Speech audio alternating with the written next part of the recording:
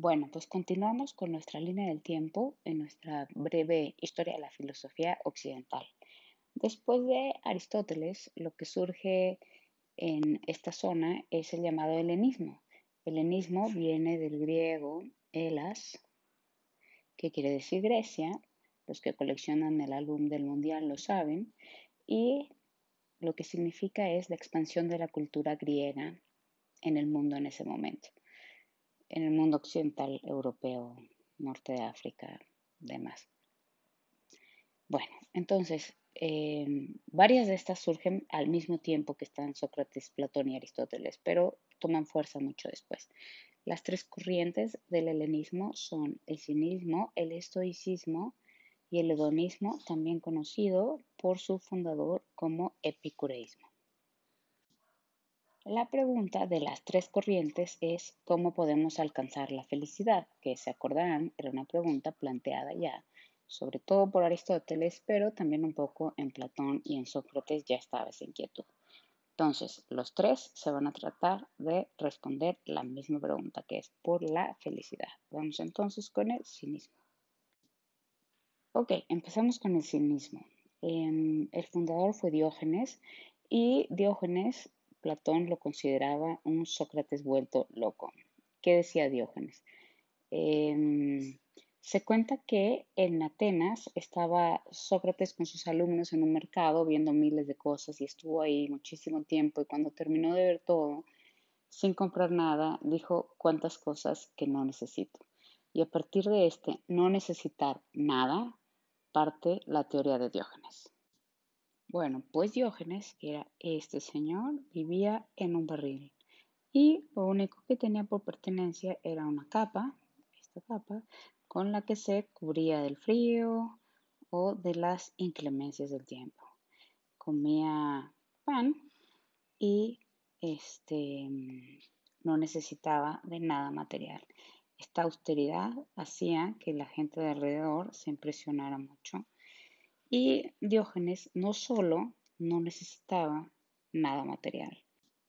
Ok, entonces según Diógenes tenemos que prescindir de las cosas materiales y por cosas materiales se refiere a la ropa, el dinero, la vivienda, tener asegurado lo que vamos a comer, las posesiones materiales de cualquier tipo.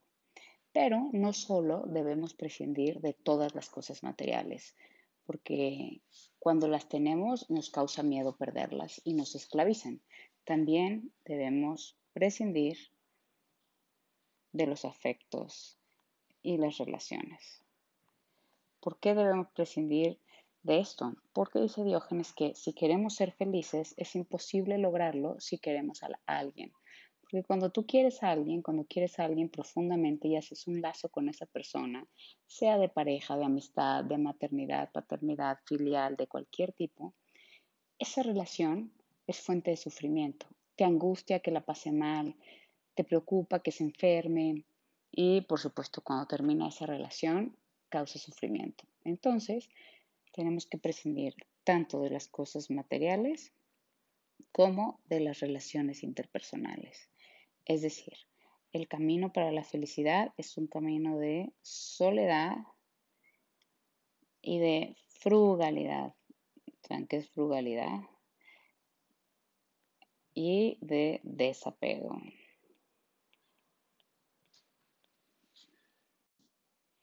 Y se preguntarán qué tiene que ver esto con que Diógenes y sus discípulos se llamaban los cínicos y qué significado tiene hoy la palabra cínico.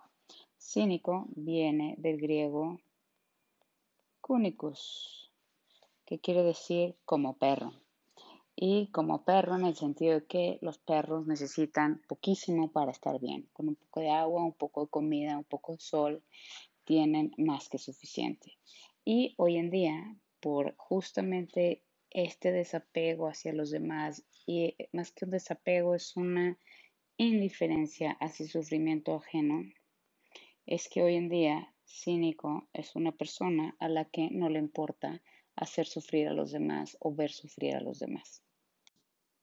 Y para acabar con el buen Diógenes, cuenta la leyenda que la fama de este señor llegó hasta Alejandro Magno, y cuando Alejandro Magno estaba con su ejército pasando por Atenas, pidió que lo llevaran al barril de Diógenes a conocerlo. Y entonces se para Alejandro con su séquito frente a Diógenes con su barril y su capa y le pregunta: Diógenes, ¿qué puedo hacer por ti? Y Diógenes, muy fiel a su teoría y a sus principios, le dijo: da un paso a la derecha, que me estás tapando el sol. Como diciendo: en realidad no necesito nada que tú puedas darme.